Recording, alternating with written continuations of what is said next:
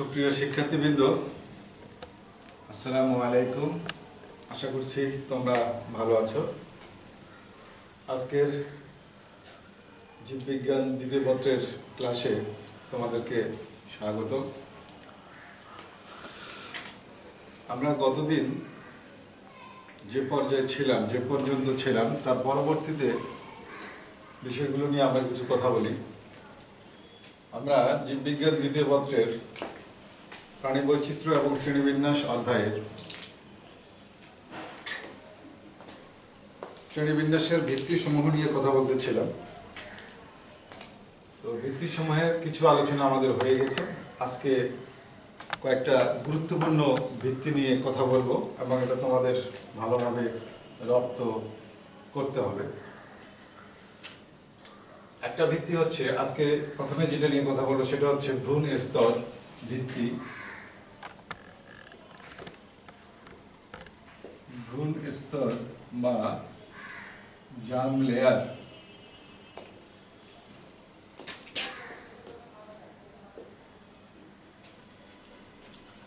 ভ্রূণ স্তর বা জার্ম লেয়ার কি? আমরা জানি বহুকোষী যৌন জননক্ষম বহুকোষী প্রাণীর শুক্রাণু এবং ডিম্বাণু মিলিত হয়ে জাইগোট গঠন করে এককোষী। জাইগোট বিভাজিত হয়, আমরা ক্লিভেজ করার সময় আলোচনা করেছি। মনে করো এটা জাইগোট বিভাজিত হয়ে বহুকোষী একটা দশায় পরিণত হয়। এগুলো মনে করো প্রতিটা কোষ। এই দশাটার নাম হচ্ছে মরুলা দশা। তারপরে এই কোষগুলো মাঝখানে একটা ফাঁকা জায়গা সৃষ্টি করে, ব্লাস্টোসিল, আবার একটা গঠন সৃষ্টি করে। তখন এখানে একটু ফাঁকা থাকে, কোষগুলো এইভাবে সাজানো থাকে, এইভাবে থাকে। ব্লাস্টুলা দশা। এরপরে আরেকটা দশায় পরিণত হয়, সেই দশাটার নাম হচ্ছে গ্যাস্ট্রুলা দশা। তাহলে মরুলা দশা, মরুলা দশার পরে হচ্ছে ব্লাস্টুলা দশা, ব্লাস্টুলা দশার পরে হচ্ছে গ্যাস্ট্রুলা দশা। এই গ্যাস্ট্রুলা দশায় গিয়ে এই কোষগুলো কোনো কোনো প্রাণীর ক্ষেত্রে, কোনো কোনো প্রাণীর ভ্রূণে দেখা যায় যে দুইটা স্তর গঠন করে, মানে দুই স্তরে তারা সজ্জিত হয়। আবার কিছু কিছু প্রাণীতে দেখা যায় যে এই কোষগুলো তিন স্তরে সাজানো থাকে গ্যাস্ট্রুলা দশায় গিয়ে। তা আমি এসেই প্রথমে দুটো ছবি এঁকেছি। একটা হচ্ছে এই ছবিটা, আর একটা হচ্ছে এটা।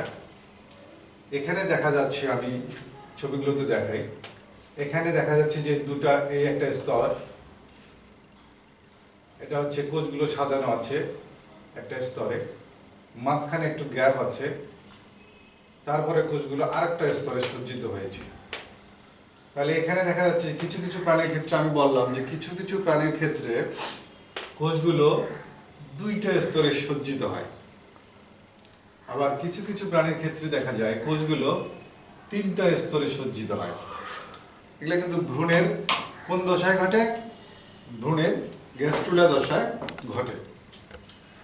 তো যাদের ক্ষেত্রে, যে সকল প্রাণীর ক্ষেত্রে কোষগুলো দুটো স্তরে সাজানো হয়, সজ্জিত থাকে, তাদেরকে বলা হয় দ্বিস্তরী প্রাণী বা ডিপ্লোব্লাস্টিক অ্যানিমেল।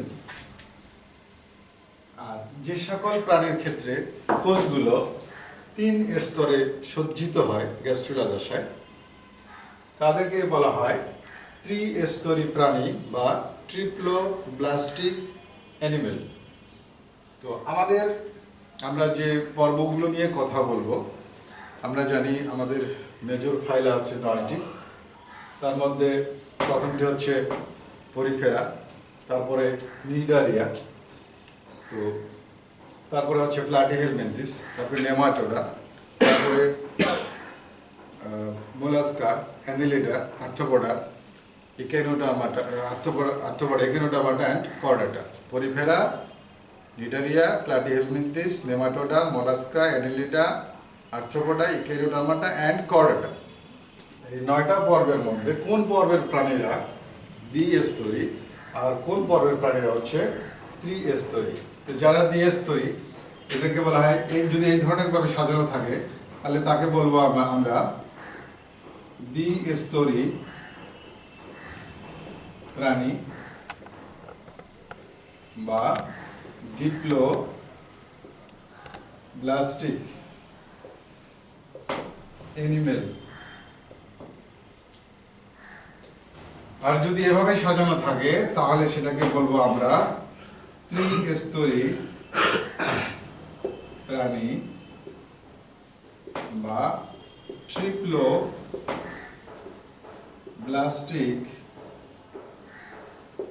অ্যানিমেল।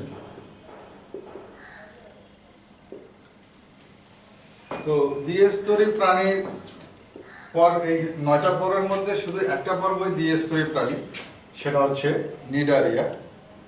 আর নিডারিয়ার পরের যে পর্বগুলো আছে প্ল্যাটিহেলমিনথিস থেকে কর্ডাটা পর্যন্ত, এই 8টা পর্বের প্রাণী হচ্ছে ট্রিপ্লোব্লাস্টিক বা ত্রিস্তরী প্রাণী। এরা হচ্ছে ত্রিস্তরী, এরা হচ্ছে দ্বিস্তরী। মানে এদের ভ্রূণ দশায়, ভ্রূণের গ্যাস্ট্রুলা দশায় এই কোষগুলো 2টা স্তরে সজ্জিত থাকে, আর এদের গ্যাস্ট্রুলা দশায় এই কোষগুলো 3টা স্তরে সাজানো থাকে। এখন স্তরগুলোর নাম আমরা দেখি। বাইরে যে স্তরটা আছে এর নাম হচ্ছে ইক্টোডার্ম, আর ভিতরের যে স্তরটা আছে এর নাম হচ্ছে এন্ডোডার্ম। আর যেহেতু এখানে 2টা স্তর, একটা হচ্ছে ইক্টোডার্ম, একটা এন্ডোডার্ম, আর মাঝখানে কোনো স্তর নাই, একটা অকোষীয়, এখানে কোষের স্তর নাই, দেখো আমি কিন্তু কোষের ছবি আঁকি নাই, এটা অকোষীয় জেলির ন্যায় থকথকে কিছু পদার্থ দিয়ে একটা স্তর গঠিত। এটা স্তর বলতে কোষের স্তর নয়, এটাকে বলা হয় মেসোগ্লিয়া। তাহলে এখানে থাকবে এক্টোডার্ম, এন্ডোডার্ম, আর 2 স্তরের মাঝখানে অকোষীয় একটা স্তর থাকবে, এর নাম হচ্ছে মেসোগ্লিয়া। আচ্ছা, আর ত্রিস্তরী প্রাণীর ক্ষেত্রে দেখো বাইরের স্তরটার নাম হচ্ছে এক্টোডার্ম, ঠিক এটার মতোই। ভিতরের একেবারে ভিতরের স্তরটার নাম হচ্ছে ইন্ডোডার্ম, আর মাঝখানের স্তরটার নাম হচ্ছে মেজোডার্ম। মেজোডার্ম মানে এখানে দেখো কোষের স্তর আছে, এই যে কোষগুলো আছে আমি, আচ্ছা এটা অন্য কালার করে। আর ভিতরে একটা স্তর, এটা হচ্ছে ভিতরের স্তর, এটা এন্ডোডার্ম, এটা মেসোডার্ম, এটা হচ্ছে এক্টোডার্ম। এই যে ভ্রূণ স্তরগুলো আছে, এই ভ্রূণ স্তরগুলোর যে কোষগুলো আছে, এই কোষগুলো পরিবর্তিত হয়ে এক এক স্তরের কোষগুলো আমাদের শরীরের বিভিন্ন ধরনের অঙ্গ প্রত্যঙ্গ, বিভিন্ন ধরনের অঙ্গ প্রত্যঙ্গ এবং অঙ্গাণু সবকিছু গঠন করে। আমাদের মনে করো যে ত্বক গঠন করে এন্ডোডার্ম, চুল গঠন করে এন্ডোডার্ম। এটা নয়, যেহেতু এটা হচ্ছে কি বলে দ্বিস্তরী প্রাণী। ত্রিস্তরী প্রাণীর ক্ষেত্রে আমাদের যেমন এক্টোডার্ম আমাদের ত্বক গঠন করে, এক্টোডার্ম আমাদের চুল গঠন করে, নখ গঠন করে, দাঁতের এনামেল গঠন করে। এরকম মেজোডার্ম আমাদের পেশি এবং হাড়, রক্তবাহিকা ইত্যাদি গঠন করে। আর এন্ডোডার্ম করে কি আমাদের বিভিন্ন ধরনের নরম অঙ্গ যেগুলো হচ্ছে পৌষ্টিক নালী, আমাদের ফুসফুস, তারপরে হচ্ছে আমাদের লিভার ইত্যাদি গঠন করে এই স্তরের কোষগুলো। আমাদেরও কিন্তু ভ্রূণ দশায়, এই গ্যাস্ট্রুলা দশায় আমাদের কোষগুলো এই জাইগোট বিভাজিত হওয়ার পরে ঠিক এভাবে সজ্জিত হয়। তাহলে তোমরা জানতে পারতেছো যে ত্রিস্তরী প্রাণী হচ্ছে কারা? যাদের ভ্রূণ দশায় কোষগুলো 3টে স্তরে সাজানো থাকে, তারা হচ্ছে ত্রিস্তরী, এবং এটা হচ্ছে প্ল্যাটিহেলমিনথিস পর্ব থেকে কর্ডাটা পর্ব পর্যন্ত। আর দ্বিস্তরী প্রাণী হচ্ছে তারাই যাদের ভ্রূণ দশায়, এদের আজীবনই এইভাবে থাকে, এদের কিন্তু কোনো অঙ্গ এইভাবে গঠন হয় না, এদের কোষগুলো এইভাবেই থাকে। যেমন হাইডার সেকশন আমরা যখন করবো হাইডার নিয়ে, তখন দেখবো যে হাইডার, পূর্ণাঙ্গ হাইডার বডি যদি আমরা সেকশন করি তাও কিন্তু এইভাবেই কোষগুলোকে দেখা যাবে। বাইরে এক্টোডার্ম দেখতে পাবো, ভিতরে এন্ডোডার্ম দেখতে পাবো, মাঝখানে মেসোগ্লিয়া দেখতে পাবো। তো চলে গেলাম আমরা, এখান থেকে আমরা চলে যাই আরেকটা গুরুত্বপূর্ণ শ্রেণীবিন্যাসের ভিত্তি, সেটার নাম হচ্ছে সিলম। সিলম সম্পর্কে ধারণা তোমাদের মনে হয় থাকার কথা নয়। আচ্ছা, তোমাদের এখানে খুব ভালোভাবে সিলম সম্পর্কে ধারণা নিতে হবে এবং ভালোভাবে জানতে হবে, খুব গুরুত্বপূর্ণ একটা ভিত্তি। সিলম কি? সিলম ভিত্তিটার নাম হচ্ছে সিলোম।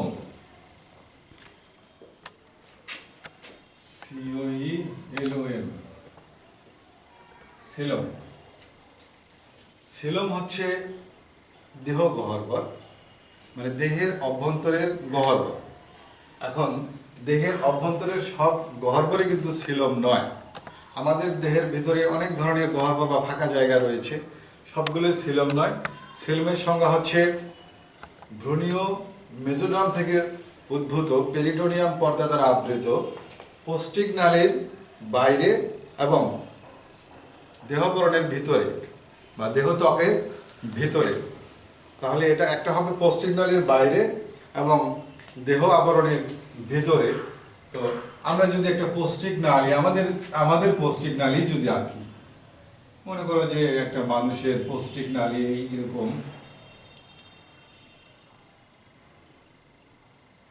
আমি যদি আঁকি এরকম,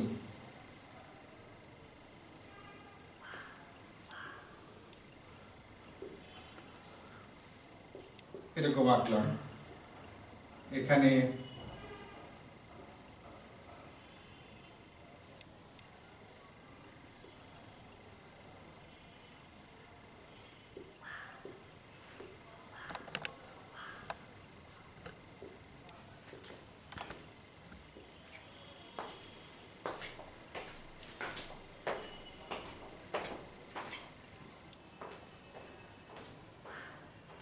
এটা সেখানে লেগে যাবে এরকম।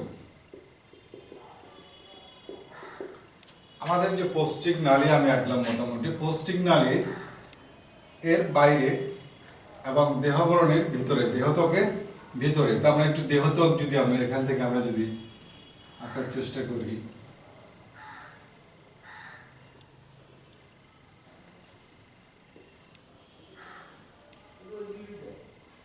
মানুষের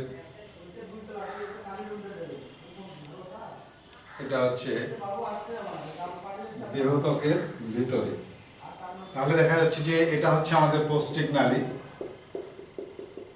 টোটালটাই, আর এটা হচ্ছে দেহত্বক, আর আমাদের দেহের যে বাইরের আবরণ। এর দুটার মাঝখানে যে ফাঁকা জায়গা, একটা গ্যাপ আছে, যে গ্যাপটাতে পৌষ্টিক নালী ভিতরে আছে, তার বাইরে ফাঁকা জায়গাটা, এটার নাম হচ্ছে সিলম। অনেক প্রাণীতে এই ফাঁকা জায়গাটা দেখা যায়, আবার কিছু প্রাণীতে ফাঁকা জায়গাটা থাকে না। এটাই হচ্ছে সিলম। তাহলে সিলমের সংজ্ঞা হচ্ছে যে দেহত্বকের ভিতরে পৌষ্টিক নালীর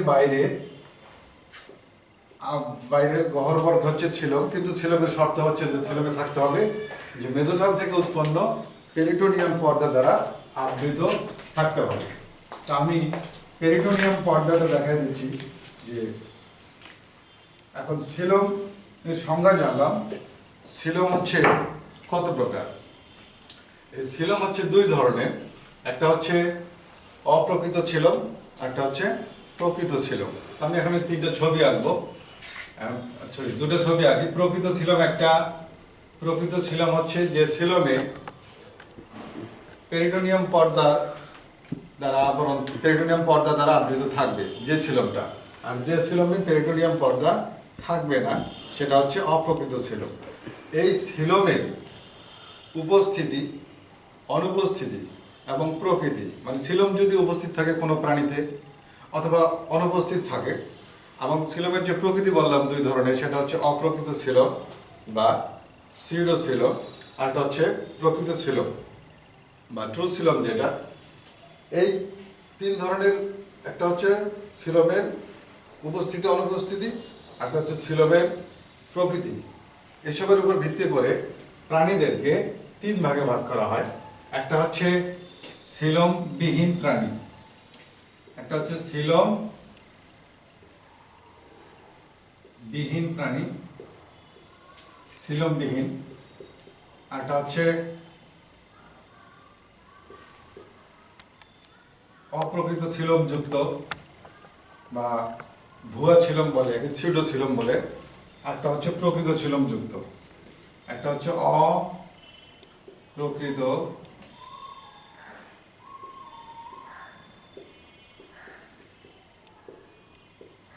সিলমযুক্ত প্রাণী, একটা হচ্ছে প্রকৃত সিলমযুক্ত প্রাণী।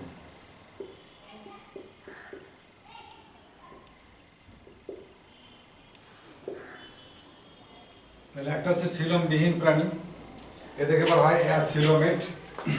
এটা হচ্ছে অপ্রকৃত সিলোমযুক্ত প্রাণী, এদেরকে বলা হয় সিডোসিলোমেট।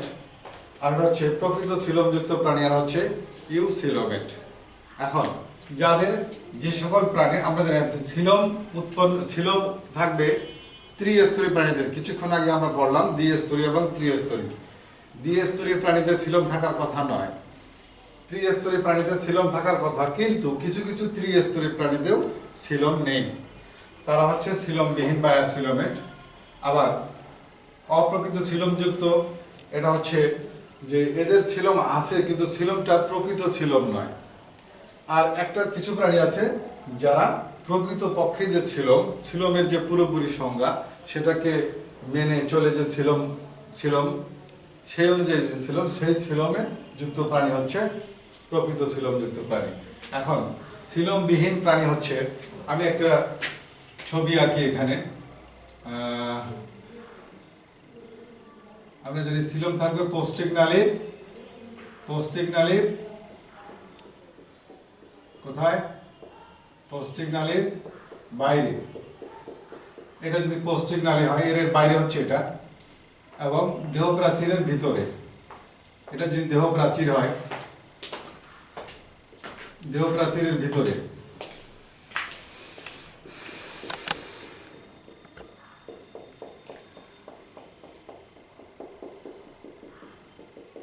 তাহলে পৌষ্টিক নালী যদি এটা হয়, এর বাইরে মানে এই জায়গাটা, আর এর ভিতরে মানে এই জায়গাটা, এর বাইরে মানে এই জায়গাটা, এই জায়গাটা হচ্ছে সিলোম হওয়ার কথা।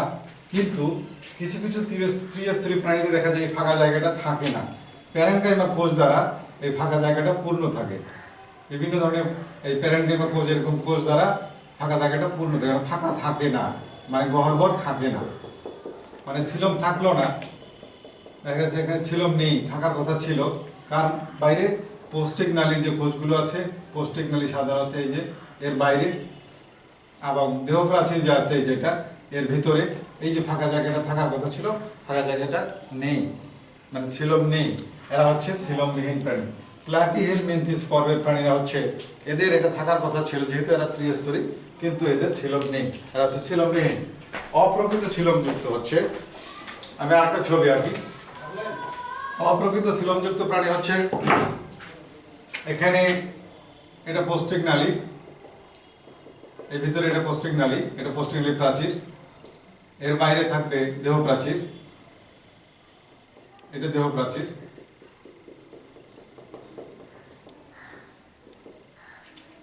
এটা হচ্ছে সিলোম, কিন্তু সিলোমটা প্রকৃত সিলোম নয়, কারণ এর ভিতরে আরেকটা স্তর থাকা পেরিটোনিয়াম পর্দা থাকার কথা ছিল। পেরিটোনিয়াম ভ্রূণীয় এদিক দিয়ে একটা পেরিটোনিয়াম পর্দা থাকার কথা ছিল, সেটা নেই। এর বাইরে দিয়ে একটা পেরিটোনিয়াম পর্দা থাকার কথা ছিল, সেটা নেই। অতএব এ হচ্ছে অপ্রকৃত সিলোমযুক্ত প্রাণী। এরা হচ্ছে নেমাটোডা পর্বের প্রাণী, হচ্ছে অপ্রকৃত সিলোমযুক্ত প্রাণী। এরা হচ্ছে সিউডোসিলোমেট। এদেরকে ভুয়া সিলোমও বলা হয়, এদেরকে সদ্যযুক্ত সিলোমও বলা হয়। আচ্ছা, প্রকৃত সিলোমযুক্ত প্রাণী হচ্ছে তারাই যাদের পৌষ্টিক নালী থাকবে, পৌষ্টিক নালীর বাইরে পেরিটোনিয়ামের একটা স্তর থাকবে, এটা হচ্ছে পেরিটোনিয়ামের, এরকম আমি যদি পেরিটোনিয়ামের স্তর দিই, আবার দেহ প্রাচীরের ভিতর দিয়ে আরেকটা স্তর থাকবে, পেরিটোনিয়ামের স্তর থাকবে। এই ধরনের যদি থাকে, এরাই হচ্ছে প্রকৃত সিলোমযুক্ত প্রাণী। এই যে ফাঁকা জায়গা, এই যে ফাঁকা জায়গাটা থাকবে, তাহলে দেখা যাচ্ছে যে এখানে পেরিটোনিয়ামের একটা স্তর আছে, আবার এর বাইরের দিকে পৌষ্টিক নালীর বাইরের দিকে পেরিটোনিয়ামের একটা স্তর আছে। এই স্তরটার নাম হচ্ছে ভিসেরাল স্তর, আর এটা হচ্ছে প্যারাইটাল স্তর। এই ধরনের পেরিটোনিয়ামের স্তরযুক্ত সিলোম যদি থাকে, তারা হচ্ছে প্রকৃত সিলোমযুক্ত প্রাণী। তাহলে নেমাটোডার পরের পর্ব থেকে, নেমাটোডার পরের পর্ব কি, মলাস্কা থেকে আমরা যদি চলে যাই কর্ডাটা পর্যন্ত, সবাই হচ্ছে প্রকৃত সিলোমযুক্ত প্রাণী। তো এটা অনেকের বুঝতে সমস্যা হয়, ভালোভাবে তোমরা একটু দেখে নিও। তো আমরা সিলোম থেকে চলে যাই, আরো দুই একটা গুরুত্বপূর্ণ, অনেক কথা বলা উচিত কিন্তু সুযোগ কম এখানে। নটোকর্ড একটা আছে, যদি কর্ডাটা কাকে বলে, নটোকর্ড কি, আমরা ভিত্তিতে জানছিলাম যে নটোকর্ড, একটা ভিত্তি ছিল নটোকর্ড। নটোকর্ড হচ্ছে নটোকর্ডের উপস্থিতি এবং অনুপস্থিতির উপর ভিত্তি করে প্রাণীদেরকে দুই ভাগে ভাগ করা হয়। যাদের নটোকর্ড থাকে তাদেরকে বলা হয় কর্ডেটা বা কর্ডেট, তারা কর্ডেটা পরের প্রাণী। আর যাদের নটোকর্ড থাকে না তাদেরকে বলা হয় নন কর্ডেট। একটা হচ্ছে কর্ডেট, একটা হচ্ছে নন কর্ডেট। আচ্ছা, এখন কর্ডেট নটোকর্ড কি? আমরা একটা ভ্রূণের ছবি আঁকি, যদি এরকম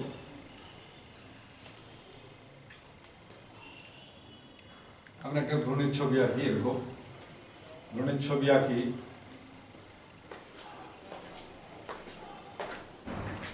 এটা পালু।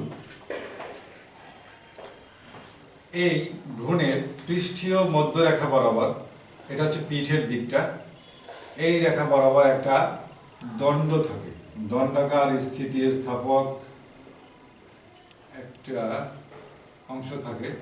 এটা একটা কাঠি দণ্ড মনে করো, এটা স্থিতিস্থাপক একটা দণ্ড থাকবে। যাদের ভ্রূণ দশায় এই দণ্ডটা থাকবে এখানে, শুধু ভ্রূণ দশায় না, আজীবনও থাকতে পারে, মানে যাদের জীবনে সেটা ভ্রূণ দশায় হোক আর আজীবন হোক এই জিনিসটা থাকবে, এটা হচ্ছে স্থিতিস্থাপক। এটা কিন্তু মেজোডার্ম, আমরা জার্ম লেয়ার পড়লাম, মেজোডার্ম থেকে উদ্ভূত হয়, মেজোডার্ম থেকে উৎপন্ন হয়। এটার নাম হচ্ছে নটোকর্ড। এই নটোকর্ড কারো আজীবন থাকতে পারে, কারো আবার এটা পরিবর্তিত হয়ে পরে মেরুদণ্ডে পরিণত হয়। আমাদের যেমন এটা আজীবন থাকে না, এটা চেঞ্জ হয়ে মেরুদণ্ড, আমাদের যে মেরুদণ্ড তৈরি হয় এটা থেকে মেরুদণ্ড তৈরি হয়। আবার কিছু প্রাণী আছে তাদের আজীবনই থাকে, আবার কিছু প্রাণী আছে তারা আজীবন থাকবে না, এক সময় থাকবে তারপরে আর থাকবেই না। যাদের থাকবে জীবনের যে কোনো দশায়, যে কোনো সময়ের জন্য যদি থাকে, এর উপস্থিতি যদি থাকে, তাহলে এই নটোকর্ড যদি থাকে তারা হচ্ছে কর্ডেট, আর যদি না থাকে তারা হচ্ছে নন কর্ডেট। এই নটোকর্ডের উপস্থিতি এবং অনুপস্থিতির ভিত্তি করে এই দুই ভাগে ভাগ করা হয়। আবার একটা হচ্ছে মেরুদণ্ডী, একটা হচ্ছে অমেরুদণ্ডী। কারা মেরুদণ্ডী, কারা অমেরুদণ্ডী? যাদের ক্ষেত্রে এই নটোকর্ড পরিবর্তিত হয়ে মেরুদণ্ড গঠন করে, আমরা জানি একটা মেরুদণ্ড, আমাদের মেরুদণ্ড এরকম কিছু কিছু কশেরুকার সমন্বয়ে গঠিত।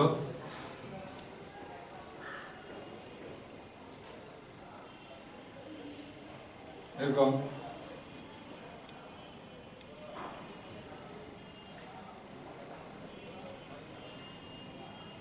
এরকম আমাদের মেরুদণ্ড কশেরুকার সমন্বয়ে গঠিত, কিছু প্রতিটাই আলাদা আলাদা কশেরুকা। যাদের এটা আছে তারা হচ্ছে মেরুদণ্ডী, যাদের নাই তারা হচ্ছে অমেরুদণ্ডী। এই নটোকর্ড পরিবর্তিত হয়ে কোনো কোনো প্রাণীর ক্ষেত্রে মেরুদণ্ড সৃষ্টি করে। যাদের ক্ষেত্রে নটোকর্ড পরিবর্তিত হয়ে মেরুদণ্ড সৃষ্টি করে তারা হচ্ছে মেরুদণ্ডী। আর যাদের এই নটোকর্ড আজ কোনো দিনে হয়তো থাকেই না, অথবা থাকে আজীবন নটোকর্ড হিসেবেই থাকে, অথবা নটোকর্ড তো থাকে না, মেরুদণ্ডও হয় না। নটোকর্ড কিছু সময়ের জন্য থাকে, তারপরে আর থাকে না, আজীবন থাকে না, কিন্তু মেরুদণ্ডে পরিণত হয় না, তারা হচ্ছে ইনভার্টিব্রেট বা অমেরুদণ্ডী। তো আরো কিছু ছিল, আমাদের ভিত্তি ছিল, একটা হচ্ছে অঞ্চলায়ন, ট্যাগমাটাইজেশন, একটা ছিল মেটামেরিজম বা খণ্ডকায়ন। তোমরা একটা ভালো করে দেখে নেবে। আশা করছি তোমরা যখন আমরা করোনাকালীন পার করে আমরা আবার সরাসরি ক্লাসরুমে শিক্ষাদান করতে পারবো, তোমাদের সঙ্গে সরাসরি কথা হবে, আরও অনেক ভালোভাবে এটা নিয়ে আরও কথা বলা যাবে। তো সকলকে আজকের মতো এখানেই ধন্যবাদ। সবাই ভালো থাকো, সুস্থ থাকো, সুন্দর থাকো, এই কামনা শেষ করছি। আল্লাহ হাফেজ।